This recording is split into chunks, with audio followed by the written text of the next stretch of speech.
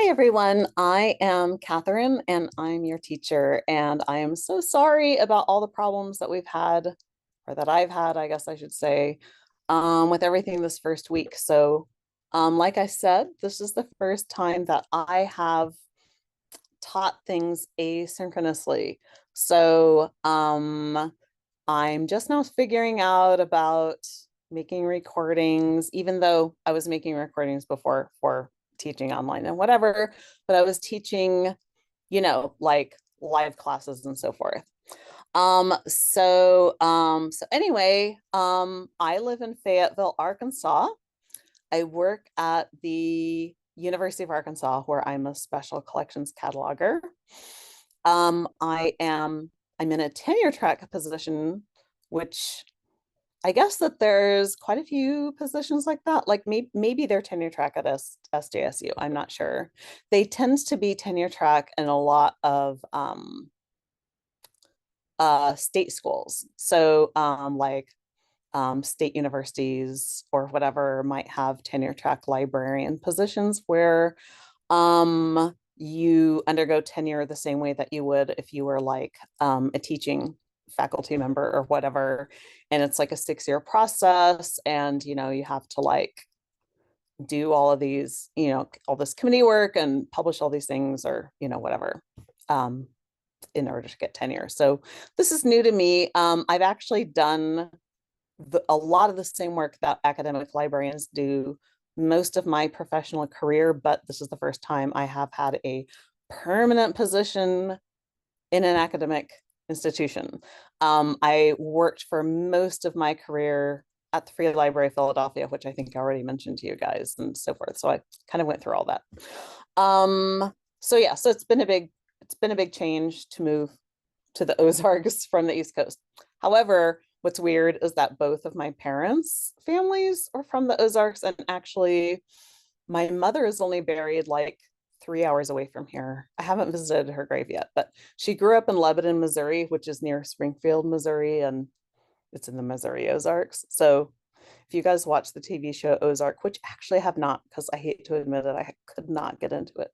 But that takes place, I think, around the Lake of the Ozarks, which is very close to where my mother's whole family goes back like 200 years. Anyway, it's all very weird to me.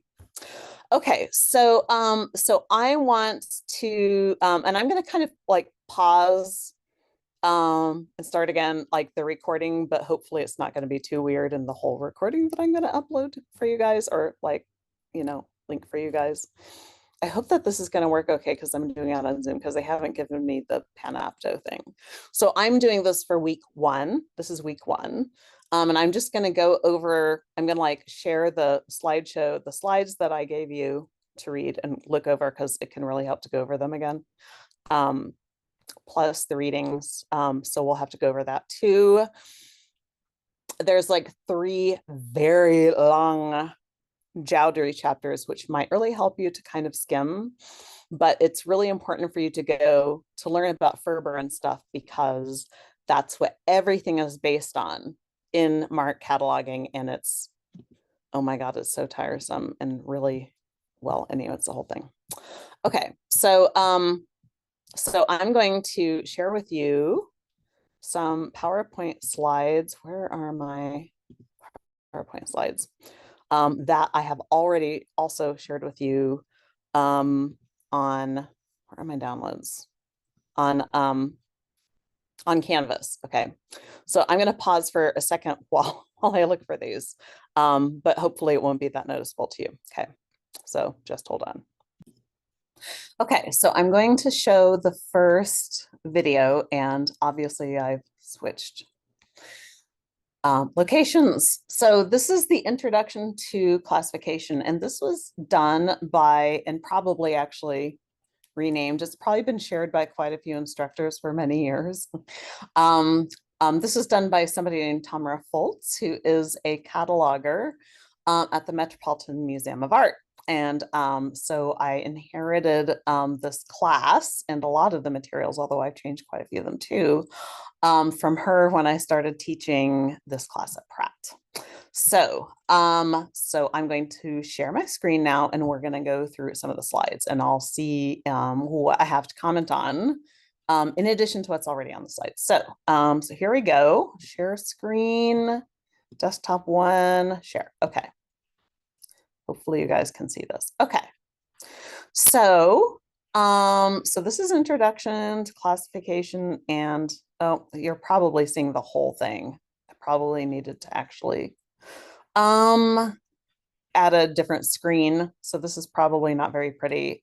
For the next slideshow, I'll add it to my other monitor. I have to get that set up because everything has been kind of completely awry since I got back.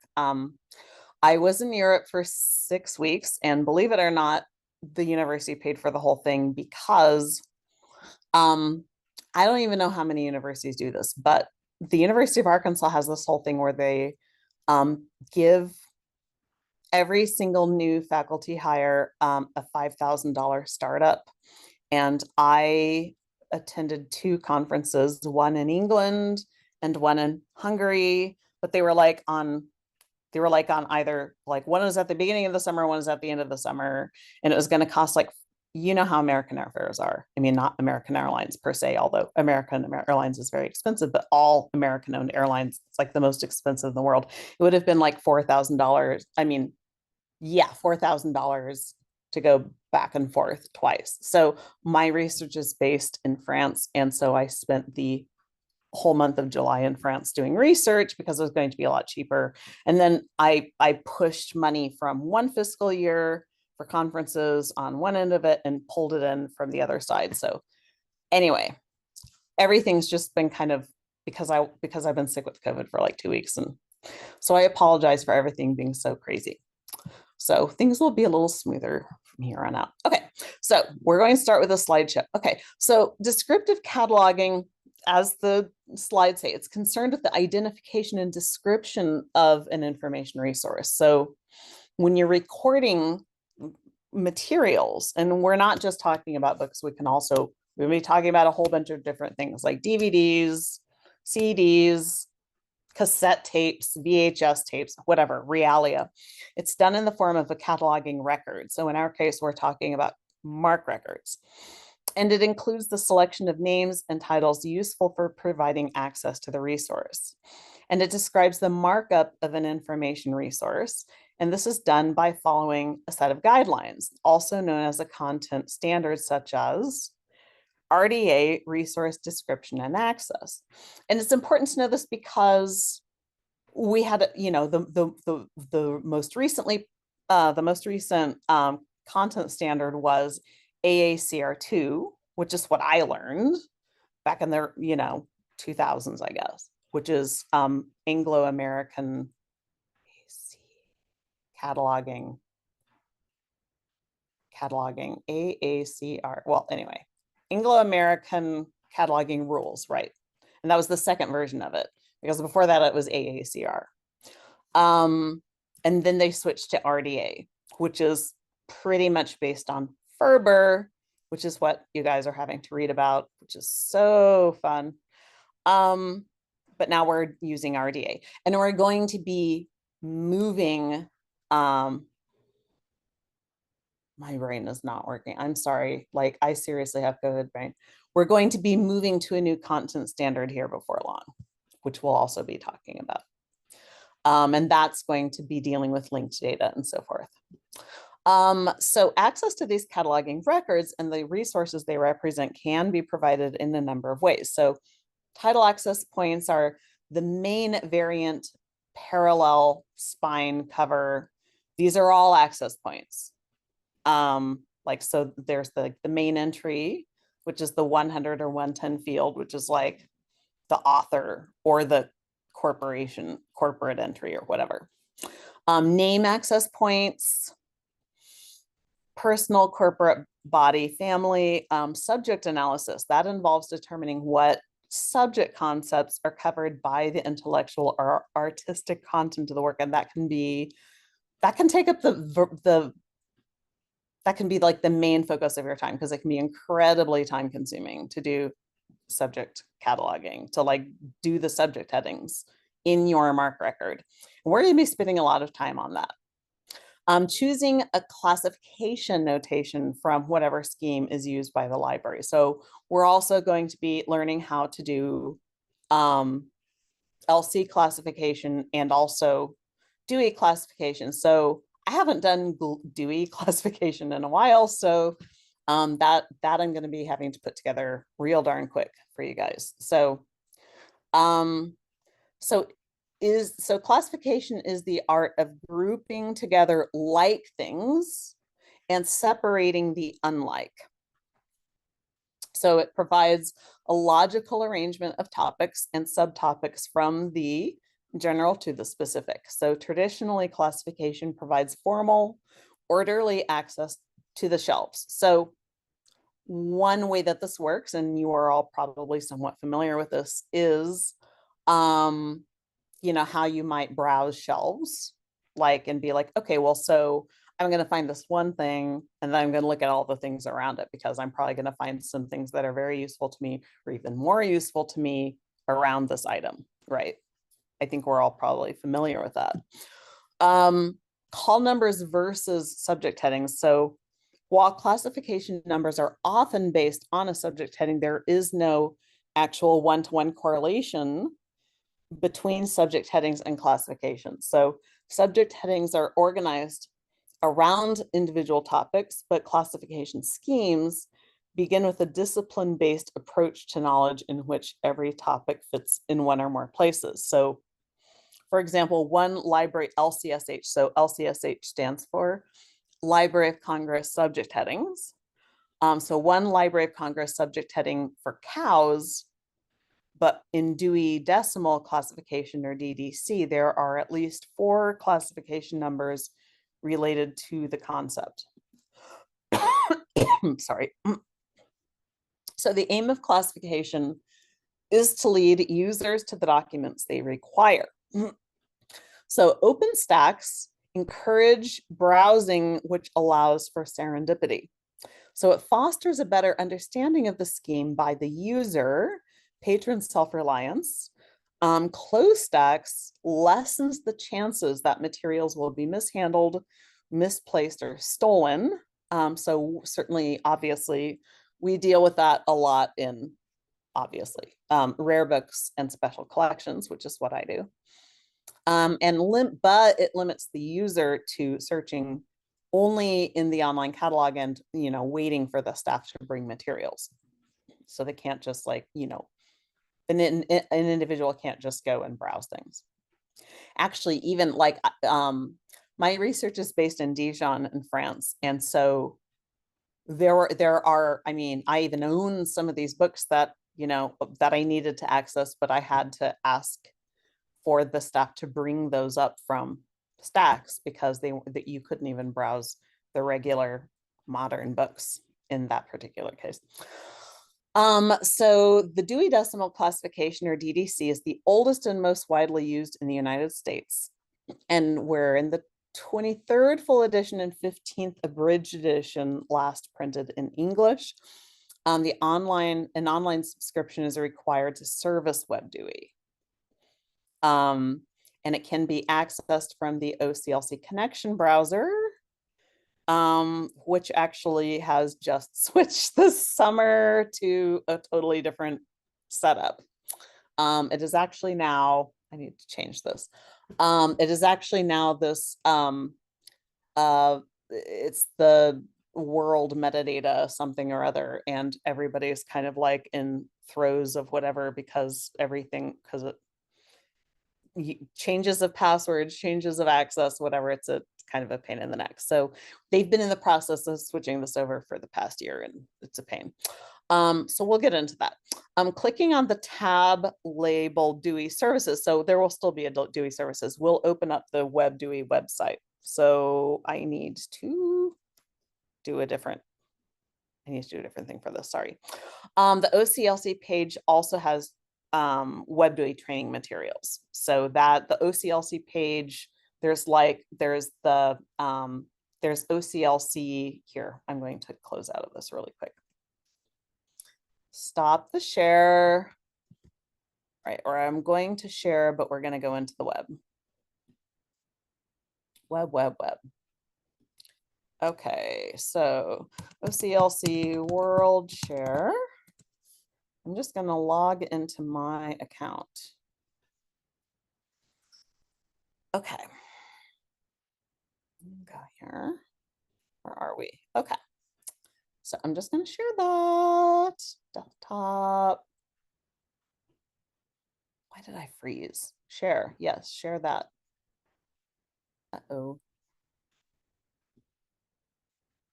Are we still in Zoom? We're still recording. We're still in Zoom, right? Okay. I don't know what happened. All right. Share again. Suddenly, like, I don't know why it's freezing everything. Okay. So yeah, share desktop. That's what was confusing me. It was this buddy here. Okay. So we're just going to go into the web and we're going to go. So here's OCLC world share. So we need to sign in. Now, hopefully I'm going to remember. Okay, so here's what OCLC world share looks like. So this is what it looks like now, which is totally different from what I used to. All right, I hate how everything has a pop-up. Totally different from what it looked like 6 months ago, not even 6 months ago, 3 months ago, something like that. So what we need to log into is the world share metadata services. Okay. So for just our purposes for right now, I'm actually just going to go into my current institution. There. Okay. All right, so I have it here. And then what we're going to do is then we're going to use the logins that we have. I'm going to log out of this here in the next slideshow that I record. Okay, so this is OCOC world share. So here's all this stuff up here. It's just, why do people design things like this? Okay, world share metadata. Okay, so what we're going to do is we're going to go into the record manager. Where did they put Dewey? Don't we have Dewey here? Good grief. Okay, let's go into all of those logins. Let me go into my email account. Logins, cataloging passwords. Okay, so this is what you guys should all have. So I sent this to all of you. Actually, I'm going to, well, it's probably not going to help if I put it in the chat because this is a recording. Okay, Web Dewey. Okay, so they gave us a different thing for Web Dewey. Okay, great. Whole different thing now. Why do people have to change things like this? It just makes things so complicated. All right, here's Web Dewey. So we're going to go into the authorization. Oh, so they just did it twice. No, 2 different ones. Okay, well, let's just try that. Web Dewey here. Then there's this. Okay. I'm just going to try that. Okay. Log in. Yes. Save it. All right. Got our Web Dewey. Okay. So this is like, I kind of briefly went over this in like the previous course that I taught, but we never did things in Dewey. And here's the reason why. Okay. Because, and I don't know why they were doing this at Pratt, but at some point in the 2000s, so I was in library school starting in 2004 and finishing in 2006. And I remember when it happened because, so I was at the University of Illinois and I was training to be a music librarian. So my assistantship was in the music library. But I was bored with everything else that was going on. For the most part, I wasn't really that interested in, I don't know what, I think I was grumpy. Um, I just wanted to be a music librarian, but my professor who I went down there to study with because he was like Mr. Music bibliographer or whatever, he was also Mr. Rare Books. So it's like he straddled both music and rare books. His name is Don Crummell or D.K. Crummell. So he's kind of, I guess, I mean, he's probably still a big deal. I have no idea. Anyway, mostly like music bibliography, but rare music bibliography. But anyway, so he also just kept pushing me to take all these like anything dealing with the rare materials. So I took all those classes too. But anyways, but I had a half-time assistantship in the music library. We were all really lucky there because at that time, I don't think this is the case anymore because this is sort of the case everywhere, but there were like 55 separate subject libraries. It was actually kind of amazing. I mean, I didn't realize that at the time, but it was. So pretty much everybody who was on campus had like a total tuition waiver and some kind of assistantship, which was kind of awesome. And also, like if you took the reference class or whatever, then you were required to go around and learn how to figure out how to do reference in every single kind of subject library. So we were actually really lucky. And you guys being in a place like San Jose and like having access to all the places around there, I mean, that's pretty cool too, because a lot of us in a lot of landlocked places. I mean, I haven't been in a landlocked place like forever, but I mean, if you live in a place like Arkansas, you might not, just so you guys are probably pretty fortunate. But anyway, I digress. I tend to do that. In any case, I was working in the music library, and so the music library had had two different classifications. So it had Dewey numbers and LC numbers. And while I was there, they decided to convert everything to LC. That's right. That's what we did. So we converted everything to LC. And actually, when I worked at Temple University Library, not even like what, 8 years ago, 7 years ago, they still had a whole bunch of things that were still in Dewey and we're maintaining them in Dewey. And I don't quite know why. And also the first library I worked in when I was an undergraduate at Smith College, sorry, my antique clock is banging. We had 3 different classification systems. So we had the Dewey classification system, we had the LC classification system, and then we also had what's called the Cutter classification system. So all classification systems in the United States, well, Dewey and LC have what are called cutters. And you guys may already be familiar with this, but we're going to be doing that a lot, obviously, which are those like letter and number combinations that follow the first number or letter combination. Those are Cutter numbers, but Cutter himself had his own classification system. And I think he lived in Northampton, Massachusetts or something, which is where Smith is based. I have to look it up. But that's why, and they like start with X, Y, and Z or something really weird like that. So there were all of these music scores in the music library at Smith College that had what are called Cutter classification numbers in addition to Cutter numbers. So anyway, I digress. Okay, so this is Web Dewey. All right, I'm going to go back to, well, you can see what I'm showing anyway. Okay, so there's the Web Dewey and then OCLC. So when they're talking about the OCLC page, I think this is it because yeah, help OCLC. I'm just going to click on this and see if this is still working. So we go here. Yeah, here's the Web Dewey training. But also you'll see if you look here, well, I need to change that because now it's changed. But there's the bibliographic formats, which is also extremely useful.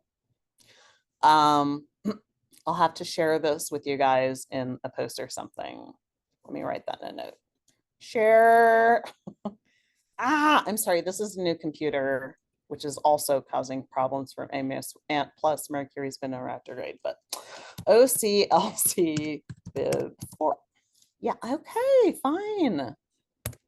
Bib formats. All right, I'm just going to write notes for what's shared. Okay.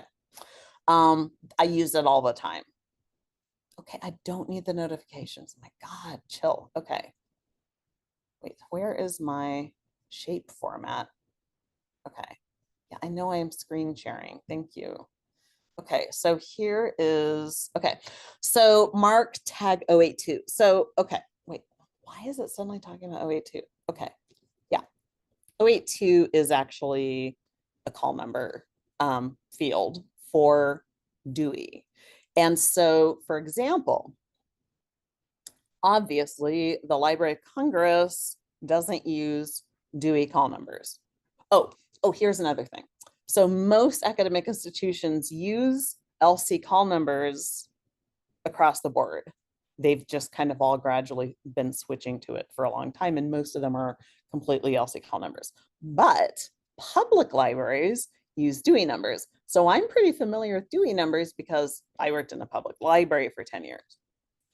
But even though the Library of Congress uses obviously Library of Congress numbers, they will almost always, a Library of Congress originated a, a, a MARC record with a Library of Congress that's been created at the Library of Congress, I guess I should say, will have a Library of Congress call number, which is in an 050 field with an 00. And you'll notice here, the top line here, it says 082 and 00. The 00, those are the two indicators, so we'll learn about that. But the O and the O mean that it originated at the Library of Congress.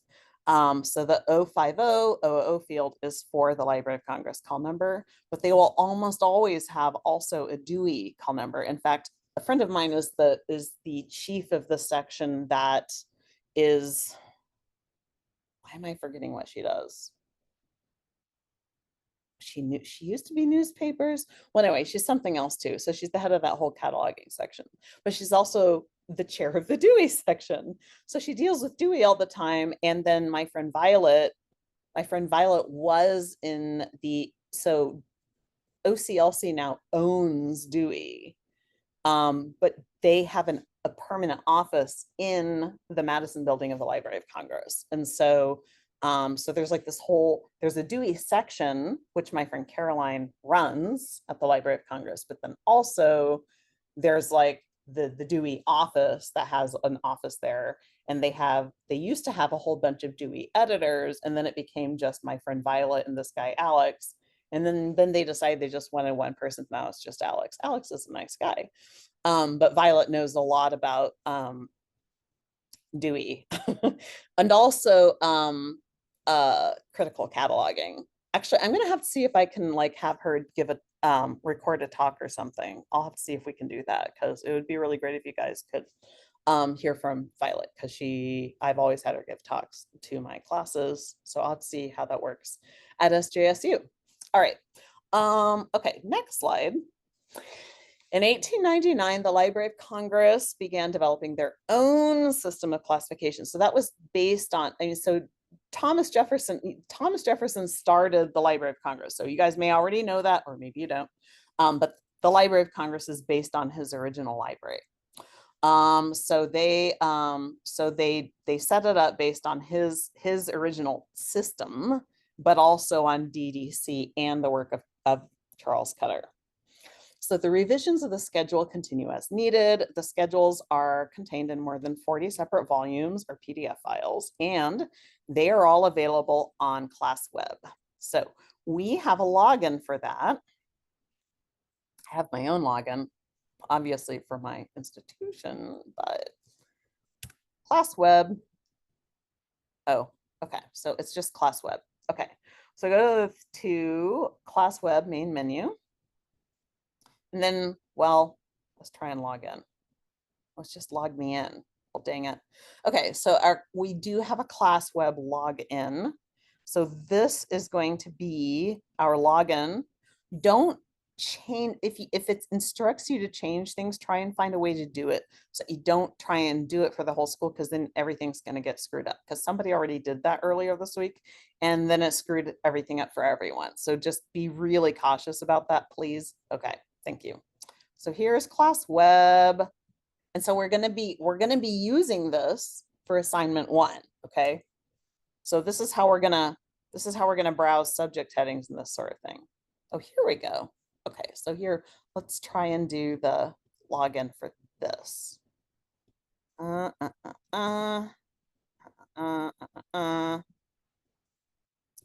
now.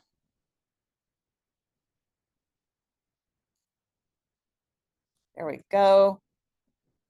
Let's try and make that whole thing. Wait, no. I think there's a space in there. Yes, there's like 2 spaces. Okay. Do that again. There. Save that too. So this is how the subject heading things works. Let's look for, like, say, xylophones. Okay, xylophone. There you go. So if you want to look up xylophone, there's this whole thing. So you look at all this that says, like, use for song bells or straw fiddle. Broader term is percussion instruments, because a xylophone is something you hit, right? Related term, marimba or vibraphone, because you bang on them, right? Because they're kind of shaped the same. Narrower term are all these things, angklung and all these things. Not that you guys necessarily know this, but those are like Indonesian instruments for a gamelan, because they're shaped the same way. Tinklik, or tinklik is, I think, an African instrument that's shaped the same, or all these other things that are shaped kind of the same. But you can click on any of these things. Like if you look at a angklung, that's like a gamelan thing. And that's actually the call number for it. But if you click on this thing that says may subdivide geographically, you can actually click on LC class correlation. And then there's all these subdivisions. So we'll get more into that, because I need to continue with these slides, but that gives you a little bit of an idea. Okay. Where are my slides? Okay. So there's class web. So it's class web, not classification web, and that link no longer works. So I have to fix that. Okay, so more information on creating LC call numbers can be found on LC's classification and shelf listing manual on Cataloger's desktop. Do we have a Cataloger's desktop login? Do we? Cataloger's desktop should be on now it's on RDA Toolkit. So this is RDA Toolkit.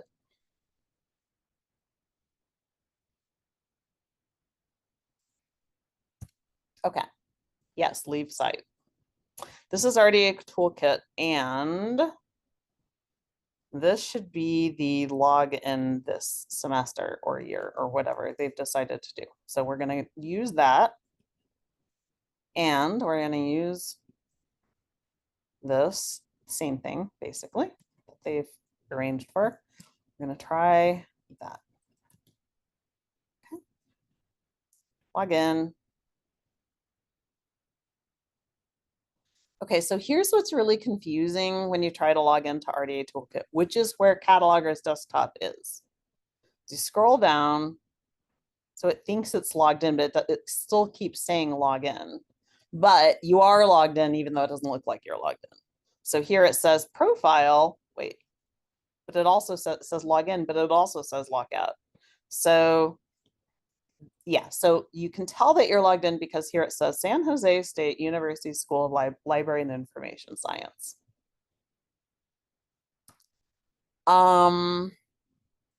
Let's also just look really quickly at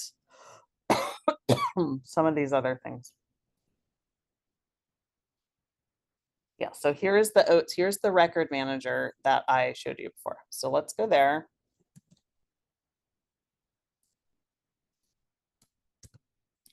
World. What? Okay, yeah, fine. I will log out. OCLC world share. Fine.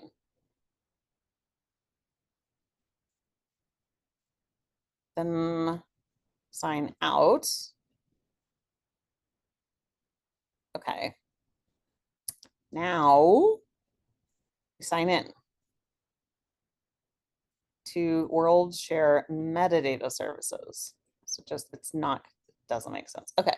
So then we're going to try this login. We're going to try this CTALIS program, whatever one. Where did world share go? World share? Yeah, try that. Okay. That, and then we're gonna try this login.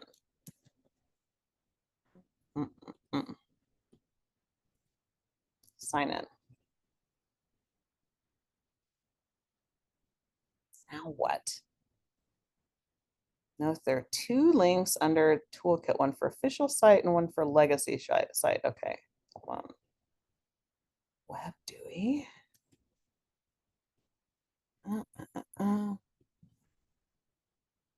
Okay, cancel. Okay, OCLC. Why is that not working? Okay, this may not work for me. You guys may have to start from scratch because it's only going to work for me because it is convinced that it can only work in through the University of Arkansas. So I kind of have to stay with my institution. But once you get it set up, so it's probably going to ask you to write out San Jose State University and it'll give you a choice like it did for me with all the Arkansas things. So do it that way. And then click on metadata and all this stuff. So try all those things. If you have a problem, just let me know, because what we can do is we can set up our own personal use Zoom session and I can co-browse with you or whatever. And that's not a problem. What else do we have? Class web, RDA toolkit. Right, those all worked. So I don't think that there are other things that we need to log into to go through together, but let's go back, not Zoom, go back to PowerPoint. Shelf listing manual should be on cataloger's desktop. Honestly, I don't use it that often. A lot of some catalogers are totally addicted to it and other catalogers weirdly don't, like me, because we're weird. But shelf listing manual.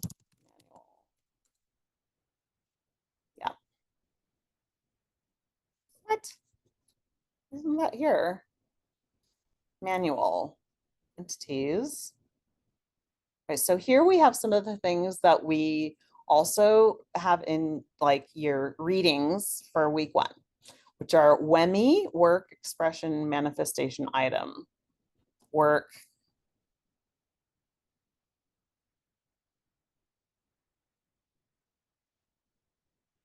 Yeah, so it's like explains some of this stuff for you. And also what you can do, which I find more helpful, is to click way up here where it's not obvious at all on original toolkit, which is a little bit more helpful.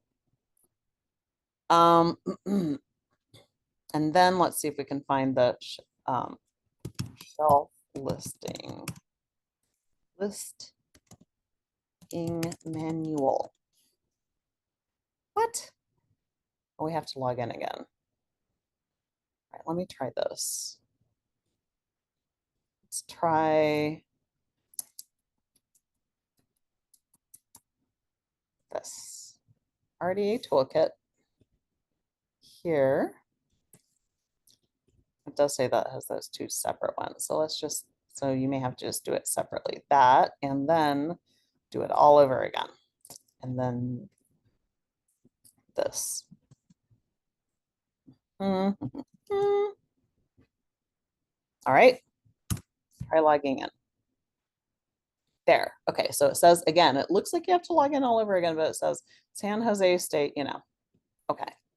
We're sorry. Okay, so tools, resources is not helpful. All right, I'm just gonna Google it. That's what I'm gonna do. Shelf listing manual. There we go. Here's the shelf listing manual. So basically it's all here, but it's kind of frustrating because it's a whole bunch of PDFs that they scanned and put here. But this is actually what I use. I do not go to RDA Toolkit to do it because RDA Toolkit drives me nuts, but you guys may find it a lot more useful than I do. So definitely be, try and be familiar with it. If you want to, you do not have to. There's absolutely no requirement for it. Okay, let's go back to this PowerPoint because I've deviated so much and this is already getting very long. Oh, I'm almost done with this PowerPoint. Okay, that's good. Okay. Classification and shelf listing manual. Okay. And here's mark tag 050, which I've already talked about. So mark tag 050, you're probably going to use the most because you're probably going to be working in a place where they use LC, unless you're in a public library, which is also great. So this is where, first indicator is usually blank unless you're working at the Library of Congress, which I have. So I'm used to doing a lot of 05000s and creating call numbers that way. But usually I have an 050 and a blank and a 4 because I'm creating a call number in an agency other than LC, as it says here. Okay, so we are done with that PowerPoint. Okay, so now I'm going to open a different presentation. So we're going to look at on my Mac. Okay. Let's look at this intro to Mark. Intro to Mark? Yeah, so that is the first week. Yes. Okay, so we're going to do a slideshow. Yeah, okay, that's nice. I don't want to do that. Okay, sorry guys. All right. So this, oh, well, this is just going to be ugly. I'm sorry. I'm going to have to set it up with another, screen later because this has notes on the bottom. So this is about machine readable cataloging. So in the history of Mark, it allows record contents to be machine manipulatable, not machine manipulable, for researching and display. And it was developed in the mid 1960s by a woman. So they're actually, in spite of the fact that Mr. Dewey, who was actually a huge white supremacist, misogynist jerk, tried to make the field, well, I don't remember the particulars on this, but there have been a lot more men in the field who made decisions about things at first, but there have been a lot of women who also made huge contributions, as hopefully we all know. So obviously developed by Henriette Avram or Henriette Avram, I have no idea. Several versions over the years, but now we're in Mark 21. We're still in Mark 21. So this site is also very useful. So you will probably find yourself going back and forth between this Mark 21 format or hyperlink, open hyperlink. So it will go back and you'll go back and forth between this site and also that OCLC bib standard site. But this goes through all the fields and explains them all. So here's the full explanation for the 100 field, plus all the subfield codes and also the indicators, blah, blah, blah. So here in the notes that she has, you have like a whole Mark manual for a whole history, and that early library systems were chiefly used for circulation. Most were local systems, and it was a need for standardization. The American computer scientist Henriette Avram, which is what she was, she worked for LC and she developed it to create records that could be read by computers and shared among libraries. And by 1971, they had become a national standard. And Mark 21 was designed to redefine the original Mark record format for the 21st century. So I guess it's not the 21st version, it's for the 21st century. And to make it more accessible to the international community. So it was first published in 1999 and continually revised. Okay, so this is a screenshot of what I just showed you, basically. And here, yep, she mentions the same thing. You will use MARC 21 and OCLC's equivalent build formats each and every day as a cataloger. So the components are, you have a record structure, so ISO and NISO standards for information exchange. So I think that NISO is New International Standards. Wait, what is NISO again? I gotta look it up. Why do I always forget this? NISO, MARC. National Information Standards Organization. So international standards and the National Information Standards. And so the content designation means it's the use of tags and subfield codes to specifically identify and label the metadata held in parts of the MARC records. So, and it allows automated library systems to process, index, and manipulate the data held in the record. And so the content is the metadata contained in the record. So, you know, I mean, it's funny because like that we always have these positions advertised, right, for, you know, technical services librarians.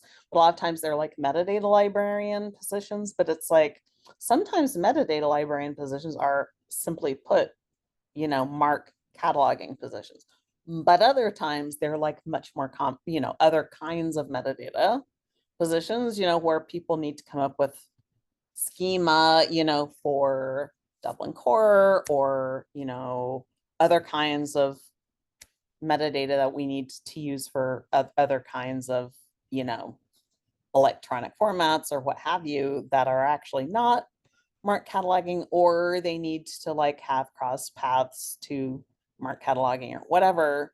But you will often find that sometimes the metadata librarian positions are actually MARC catalogers, and that's the only way that they could get those positions okayed. All right, so, and here's another thing. 5 types of MARC 21 formats are bibliographic format. So we have like all these different kinds of records within MARC. So we've got the bib record, which is the actual bibliographic record. So it's like, here's the whole record saying, you know, what this item is or whatever. But then you also have the authority record. And so that's, so sometimes you have like this, it's like an attached record that is like an authority record saying, okay, and those have like different fields in them actually. So that's an authority record saying, okay, this is all this information about the creator or maker of this object. And it's also a record that is, you know, linked to all these other records. If it's like, you know, if it's been, you know, put in what is called the National Authority file, NAF. And that's a whole thing that we're going to talk about. So there's this thing called, you know, NACO, like, are you a NACO cataloger, which is the National Authority Control, National, what the hell does NACO stand for? Why don't I just know this off the top of my head? NACO taco. Okay. No. Right. Name Authority Cooperative Program of the PCC. So to become a NACO contributor, to actually like have license to create authority records, you know, like let's say, oh, you know, like somebody famous dies and you have to update the national authority file on it. Like if you were somebody who was authorized to do that, it takes like 3 years of training and like, you know, to become independent to do that. It's this whole thing. And everybody at the Library of Congress who's a Library of Congress cataloger is a NACO, has NACO authority. They can just be like, oh, okay, whatever, I'll just do that. You know, I have this book on cataloging. I'm just gonna, oh, well, there is no national authority asylum that I'm just gonna, create one. And I'm so envious. And then there's a situation where it was like when I was working at Bryn Mawr College, doing cataloging this rare children's collection. There was one NACO trained cataloger in the entire 3 colleges, the entire tri-colleges. So that's Bryn Mawr, Haverford, and Swarthmore. One for all 3. And they considered that sufficient. I didn't think it was sufficient, but like at least they had one. But then you have a whole bunch of places where there's like nobody. I mean, you'll have somebody like that probably at any state library, but it just varies widely. Anyway, so that's a situation like an authority file. And then you have the holdings files, right? So you got the record and then you got the holdings thing, which says, okay, these are the holdings and then these are the items. So then the items are like, attached to that even. So there's items things. Then you have the community information format. So community information about events, programs, whatever. Okay. Then you have the classification format. So apparently that is, okay, so related to the numbers, the captions, their hierarchies, and the subject headings with which they correlate. Okay. But we're only going to be dealing with bibliographic format and authority format because everything varies, depending on what kind of, system you're working with, whatever, for holdings and items. So you've got like, the MARC bibliographic format is designed to be a carrier for bibliographic information about printed and manuscript textual materials, computer files, maps, music, continuing resources, visual materials, and mixed materials. So bibliographic data commonly includes titles, names, subjects, notes, publication data, and information about the physical description of an item. So types of material can be books, continuing resources, computer files, maps, music, visual materials, and mixed materials. So components can be like the leader, which is top part of, your record. And a lot of times that's like, you might be working with a template or something and not be dealing as much with the leader or whatever. You can have a record directory, you can have control or fixed fields and variable fields. And those are the ones you're going to be using the most, the variables. So the leader part of a MARC record is it identifies the beginning of a new record and it provides coded information for record processing. So this part here, what it looks like here at the bottom in bold. So it looks like that when it all spits out, basically. So it's fixed in length and it has 24 characters. So it has character positions for the record length, the type of the record, and bibliographic level or mode. And the elements are often system generated. So that's what an example of what it can look like. The directory contains a series of fixed length entries, like 12 records, characters long that identify the tag length and starting position of each field in the record. So it's system generated, which means that you actually don't have to worry about it.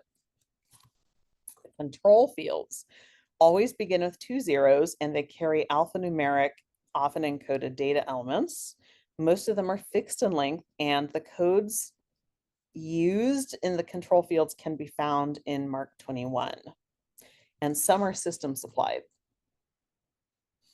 And then control field examples are things like the 001 field, which is the control number, the 003, which is the control number identifier, so DLC. So DLC is the code for the Library of Congress. So the 003 would show up in our records as ARU. Maybe yours show up as SJU. I'm going to have to figure that out. Date and time of latest transactions, like the last time it was like touched, the record was worked on or whatever. Additional material characteristics and field physical description fixed fields and fixed length data elements like the 008 fields. And so 008 is general information about the content, sometimes displayed in a single paragraph at the top of the screen, often mnemonic tags, and data stored in this field are used to manipulate records for retrieval, indexing, limiting, and so on. A blank space is sometimes input to represent a coded value or to indicate that the element is not relevant to this resource. So here is sort of this is what it looks like when you're actually working on a record. So you've got like all these things, and you'll as you look at this, right? All of those things in blue or purple or however it appears to you, those are actually hyperlinked. So when you're working on something like this, and you're like, what the hell is this? I don't remember what this is. Or do I have to go all the way over to whatever and look this up? Actually, you probably don't, because you can click on all those and they're hyperlinked with an explanation of what it is and what all those possibilities are for it. Variable data fields have alphanumeric data of a variable length. They have traditional cataloging elements. 3-digit numeric tags identify variable fields, and they may be repeatable depending on the nature of the metadata. So see the Mark 21 format or the OCLC bib standards. So this is an actual catalog card, and some of you may have seen them before. And actually, there are still projects that you can be involved in. In fact, I've headed up one at the Library of Congress. It's called a retro conversion project, where you have these old-fashioned catalog cards and you have to convert them to Mark records. It's a whole thing, and they still happen. So you may become very familiar with these. But so this is like an old-fashioned catalog card, but actually our Mark records, yes, this is exactly probably what my project may have used and converted to. Yeah. But everything that we do in electronic Mark records are taken from what these were, in analog form. And the most important variable fields are the 020, which is the ISBN, the 100, which is the personal name main entry, but it can also be a 110, which is the corporate main entry, like, a group of people, or an entity or a company or something like that. Title statements, production, publication, etc. Physical description, the 6XX are the subject headings, and the 7XX are the added entries.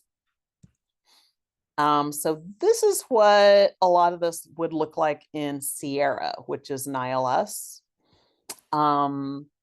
And I'm gonna have to figure out, I don't know what ILS you guys use. Maybe one of you works in that capacity there and can tell me. We are using Alma, which is what it seems like everybody's moving to in this country, and boy, is it a pain, but it is what it is.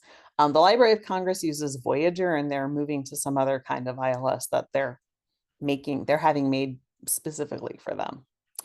But anyway, this is Sierra. So you can kind of see how all these fields look, and you've got all these things at the top that look kind of weird. I don't know if I've ever even used Sierra. It looks kind of weird to me. Anyway, and then this is what the old online connection looked like. It doesn't look that different from how OCLC WorldShare also connection, because there's also, they still call it connection to OCLC in the desktop version, but we can't really use a desktop version necessarily in our class, because, well, maybe we can. You might be able to, and it's probably going to be too complicated. I think that we have to just use the browser version. But a lot of us use the desktop version in cataloging positions. It's called the client. And so the reason why we have these differences is because you have OCLC connection, which is like a way to, create records and edit them and so forth. And then also,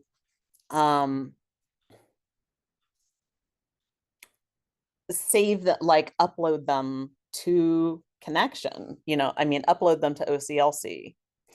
And then also at the same time, you can like flow them into your ILS. So it can be a little bit complicated, like to try and understand this.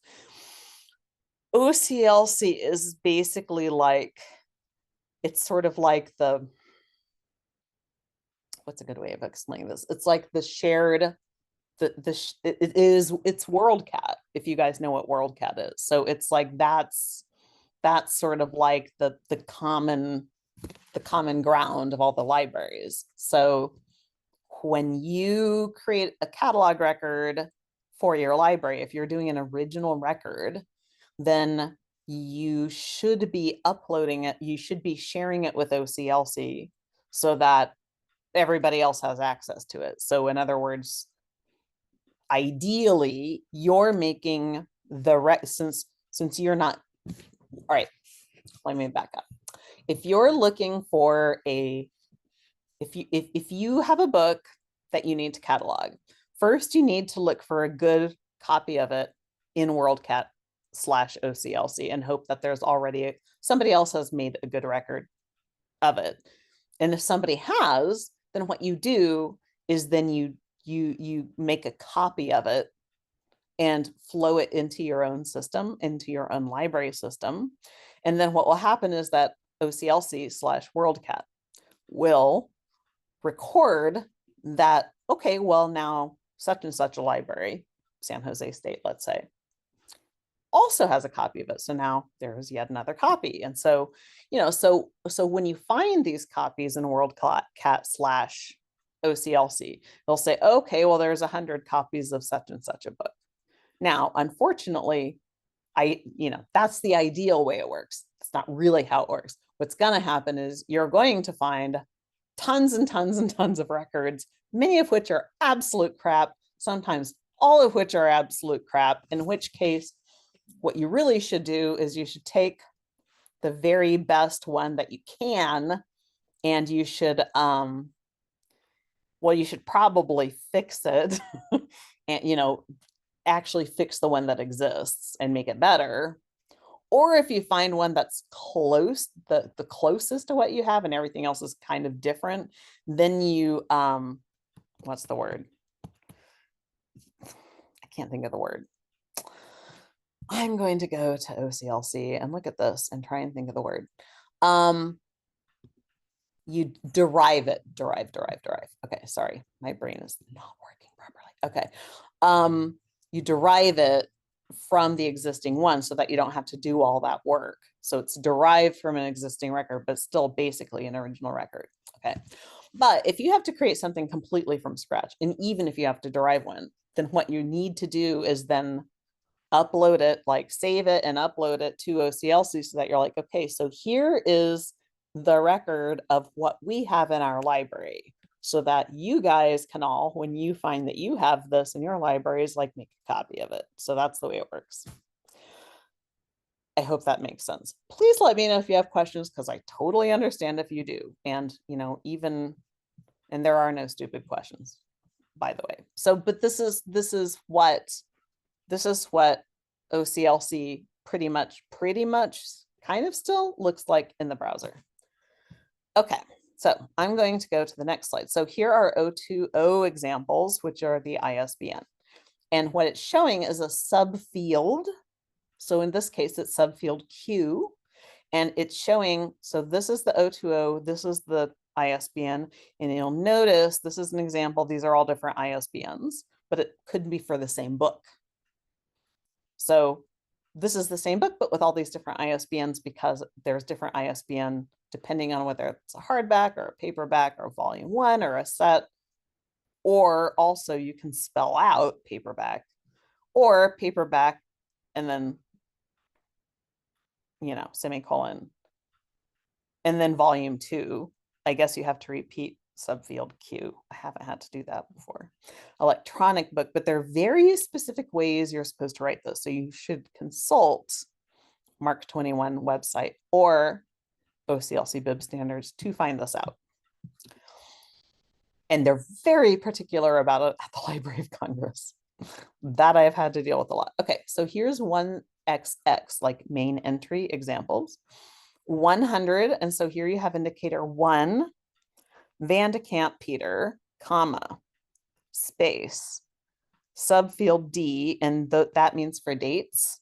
Those are his dates, comma, subfield E, author. So subfield E is is relator. And nowadays, now that we're doing RD8, you have to write out the whole thing. Could be very long. Used to be like a little certain thing, but now you have to write out author. So 100 means it's one individual author or whatever. The indicator 1 means it's like a certain order of his name or whatever. There are also 100 and then 0 and then blank indicators. And that means like I think Jesus, for example, uses an indicator like that, or like Ovid, I think that kind of thing. And then same with Miriam Bleecker, photographer. And here's an example of a corporate entity, 110. And so anytime you have a 110 entity, you're going to have an indicator of 2 and blank. So here's High Women, which, and so the reason why it says High Women musical group is because that is the authoritative entry. So we're going to look at that really quick, okay? LOC authorities. Okay. Yes, leave site, my God. Okay. This is the NAF, the National Authority File, basically, like an entry point to it. This is how you search authorities. So if I want to say like Queen musical group, you really probably need to write it out like that. Then you're going to see it like this. This is the authority. This is the actual authority. You want to click on the actual authority record. Queen musical group. So this is what a whole authority record looks like a real one in the authority file. And it's been added and amended to over time. So it was created in 1970. I think that's when it was, maybe that's when it's either when Queen was founded or it's when the record was founded. But you must, when you put this in the main entry in the 100 field, you must actually copy it out and paste it exactly like this. It must say Queen musical group exactly like that. So that's why in this slide, it says it exactly like that, because that's what the authority file looks like. And this is exactly what Peter Van de Kamp, this particular one, maybe there's another one.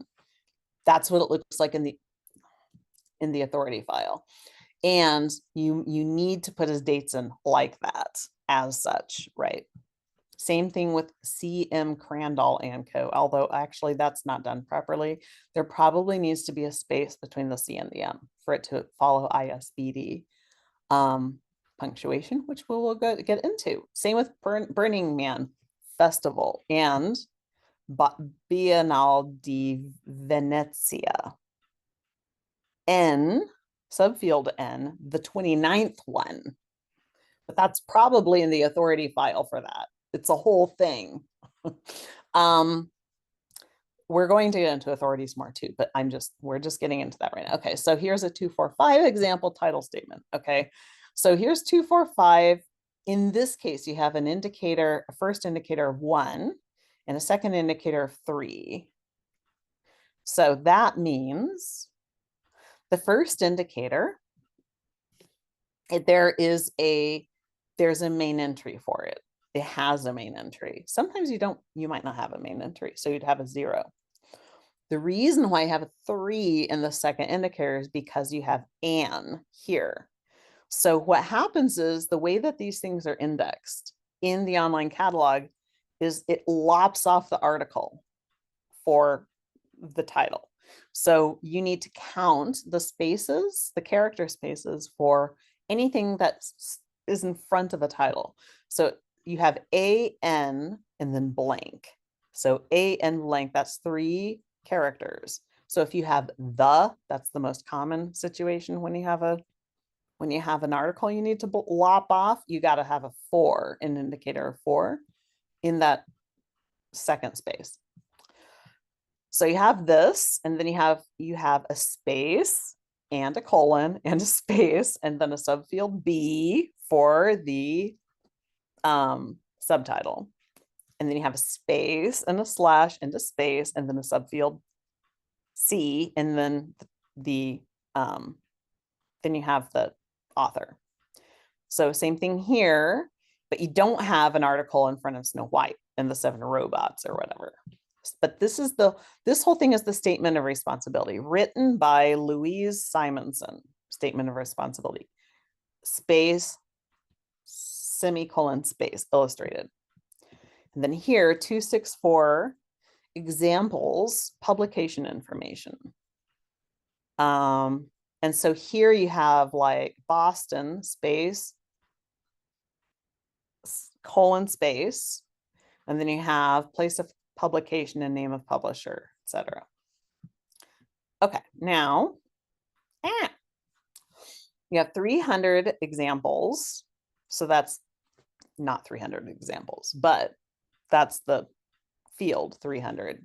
So you got 26 unnumbered pages, space, colon, space, and then color illustrations, and then space, semicolon, space, and then that's actually the height of the book. But here you've got 5 volumes and all this. I mean, so this is all examples. So that means this is extent, other physical details, and dimensions. And then here you've got the 650 example. So that's the subject heading, that's topical. So you've got the geographic subdivision and the chronological subdivision. So even though this is Z and this is Y, the Z is before the Y. And there's some reason, I mean, it just is. So you have to pay very close attention to that when you're looking at class web and like what goes first. And then a form subdivision is like juvenile films, or like, I don't know. Just trying to think here. All kinds of formats or whatever can be a form subdivision. 700 examples are added entries. So for example, let's say that you have another writer for a book or something, then that other writer is going to be in an added entry. Or, all right, so here, this is like a provenance thing. So like this one is Thomas Jefferson. So he formerly owned that particular copy of that book. So here you got Thomas Jefferson and his dates, and then the relator term, former owner, period. But then you have a subfield 5, which is indicating which institution it is, because it's that copy. So I don't know what that is, Mount Holyoke or what. So here you've got Ira Gershkoff, Wild in the Streets. I'm trying to think of what that is, because the subfield T means title. And so the title is Wild in the Streets. So added entry. I'm trying to think of how that works in an added entry. Sometimes like I've had to do that when it's supposed to be tying back to like some other item that's in the library. I'm trying to think of when you use that, but I'll think of it later probably. Okay, so here's, what is this for? Okay, this is a screenshot, obviously, of a record. So you've got this is this Jan Sankenbach and this Polish title. So you've got all these added entries, and then this B number, this is a very specific institutional number. And I don't know why the screenshot is in here, but it must relate to something. I'm not sure what. Anyway, okay. Gershkoff Ira. Is the Gershkoff Ira in here? No. Okay.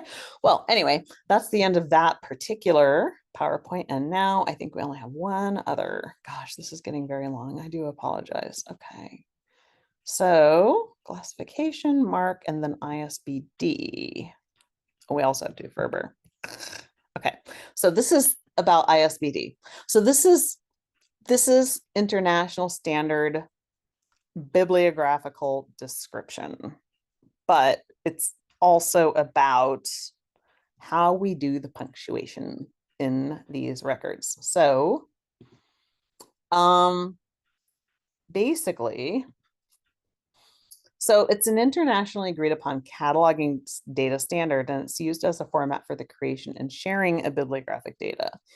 It's of diminishing importance as a standard because RDA didn't adopt it, and it was originated in 1969 at IFLA, so the International Federation of Library Associations. And my same friend who I mentioned at the Library of Congress, who's the chief of that whole division and whatever, she's always involved in IFLA, and now she's on some committee.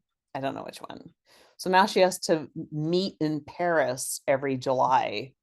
I mean, it's nice to go to Paris and stuff. I do not recommend going there in July ever, but that's whatever. Okay, so why is it important to me? RDA is the cataloging content standard you will be using, but it does not provide rules for punctuation. ISBD does. So Appendix D of RDA provides textual instructions for ISBD punctuation and provides a link to an IFLA document featuring an extensive correlation between the order of elements in ISBD with RDA elements. So why won't ISBD and RDA forever remain combined?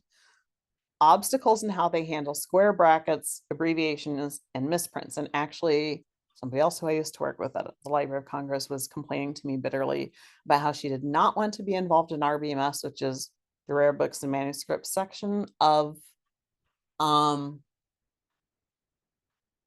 brain is not working. Well, anyway, AC, the American College and Reese, ACRL. Yes, ACRL, was because they had an entire task force on square brackets, and they were very, very, very, very serious about it. And she was like, I can't deal with this because that much about square brackets. Oh my God.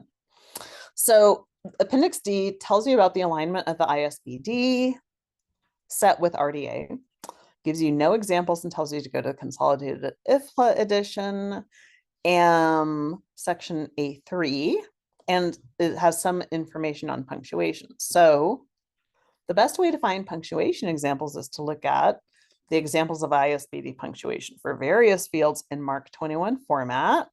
Look at other institution cheat sheets. So here's the University of Hawaii Manoa Outreach College ISBD punctuation guidelines and examples, and Yale's end punctuation for variable fields. So finally, if you're in doubt, you can ask me. Field 245 title punctuation has title proper, and here's an example here: space, colon, space. So see how it's in yellow? So space, colon, space, subfield B, space, colon, space. And then here, exhibition at Boise Art Museum, space, slash space, and then you have the subfield C for the statement of responsibility. And then in the 246, you've got Wilfred Davis Fletcher collection, which refers back to this, I guess, but you have space, colon, space again, and then an exhibition at Boise Art Museum. So 246 is a way of rephrasing, like it's like another way, it's like another entry point, like another access point of like, well, okay, so this is what it actually says on the title page, but somebody might try and look it up this way, you know.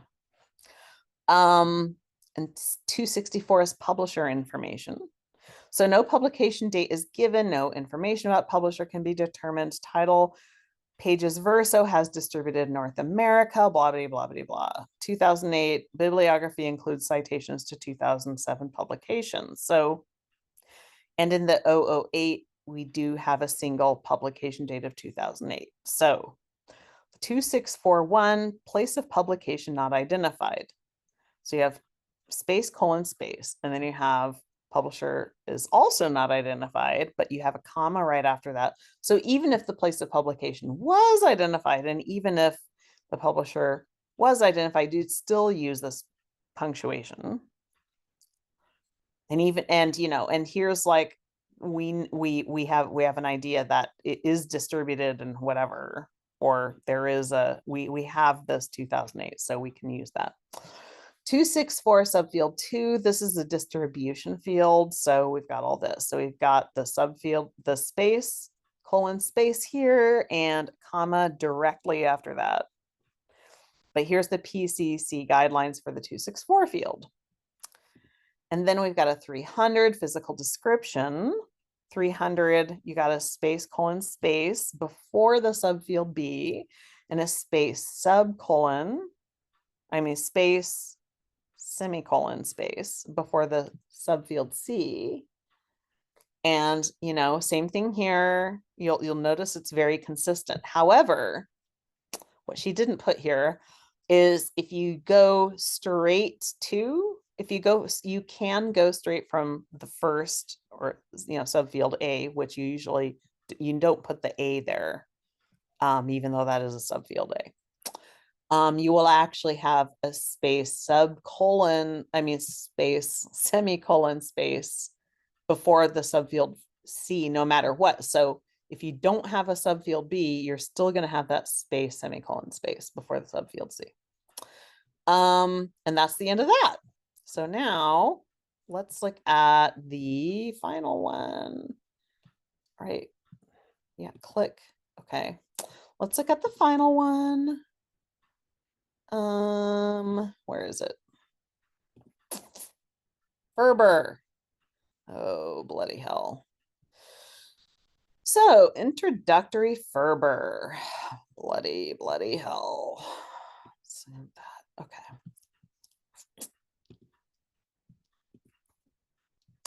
So I remember when I was in library school, oh, so I had this whole, so she has an X over this, that's cute. I had this whole book.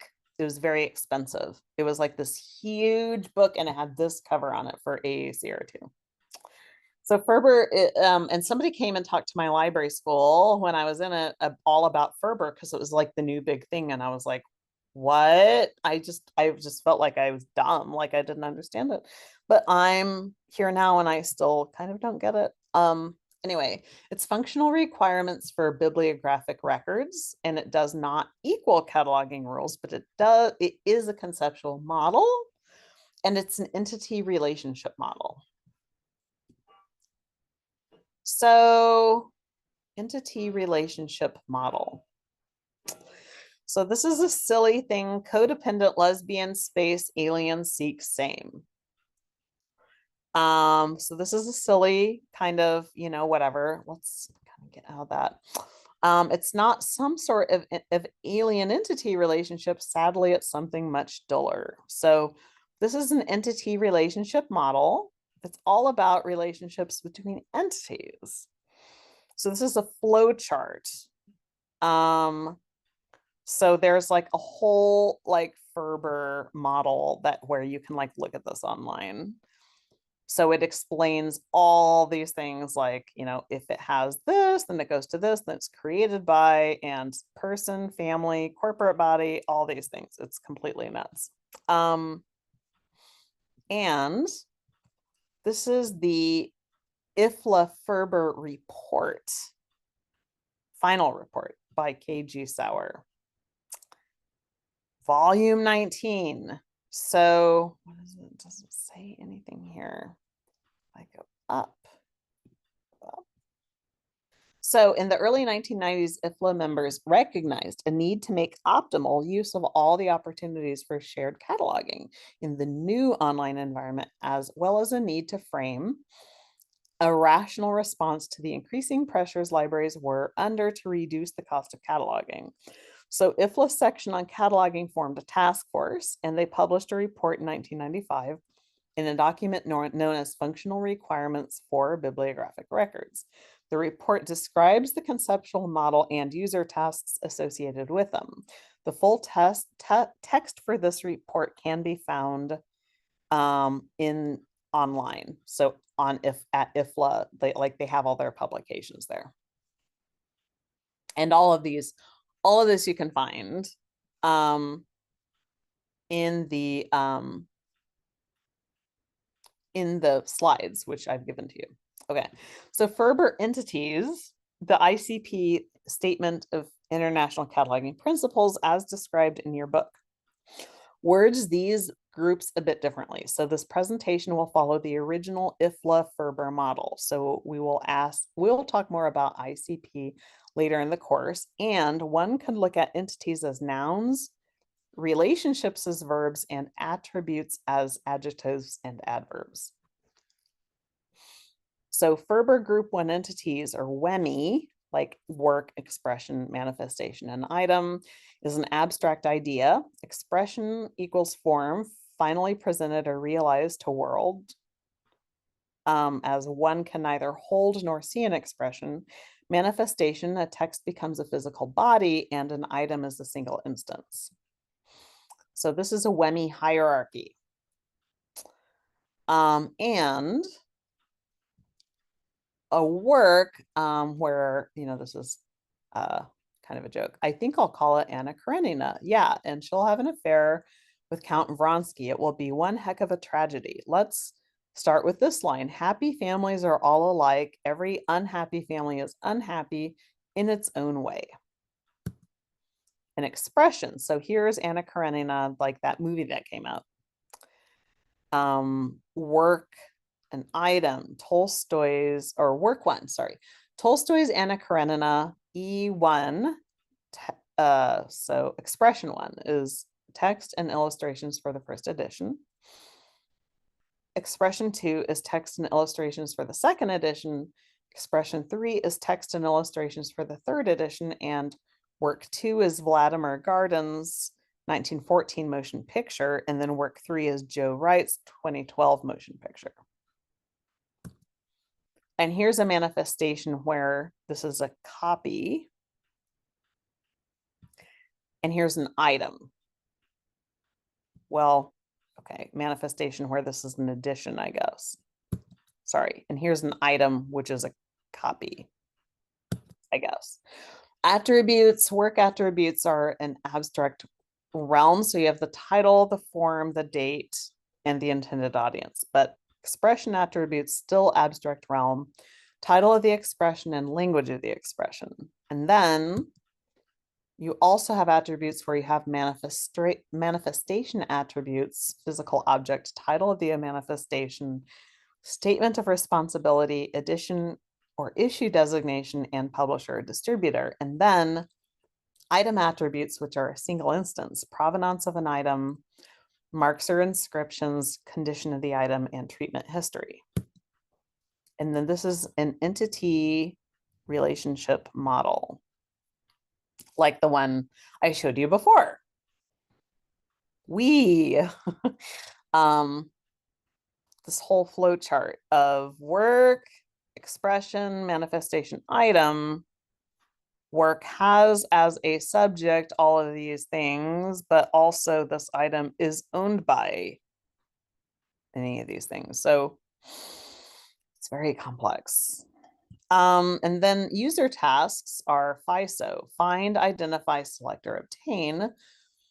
Find involves meeting a user's search criteria through an attribute or a relationship of an entity. Identify enables the user to confirm they have found what they looked for, distinguishing among similar resources. Select involves meeting a user's requirements with respect to content, physical format, etc., or to reject an entity that doesn't meet the user's needs. Obtain enables a user to acquire an entity through purchase, loan, etc., or electronic access. And ICP adds navigate the catalog and beyond using relationships between resources and entities. So catalog should allow users to easily and effectively do all of these things. And what does it all mean for me? So here is Indiana University's Scherzo. So you're looking for a keyword, creator, composer, work title, performer, recording title, or score title, and media format. And then here are Ferber-based library catalogs. And a Ferber-based catalog will allow the user to utilize the user's tasks or FISO to find, identify, select, and obtain the resources they are looking for. So here, all of these things come up if you look for Boccherini as the creator or composer. Concertos, cello, and orchestra, and quartets, quintets, sonatas, concertos, blah, blah, blah, blah, blah, with all of these different, ensemble organizations, whatever. And then you can come up also with all of these different kinds of recordings, 40 different recordings for him as a creator. And then publication information from 1997 in Wiesbaden. So Ferber stands for functional requirement for bibliographic records. It is not a set of cataloging rules, but instead a conceptual model, a particular conceptual model known as an entity relationship model. The Ferber model was created by a task force of IFLA who compiled a report that identified 3 entity groups, with the first one of primary importance. So group 1 is known as WEMI for works, expressions, manifestations, and items. The groups stand in relationship to one another. The report goes on to identify 4 basic user tasks that operate within this model. They are known as FISO, for find, identify, select, and obtain. Okay, so that is oh my God. I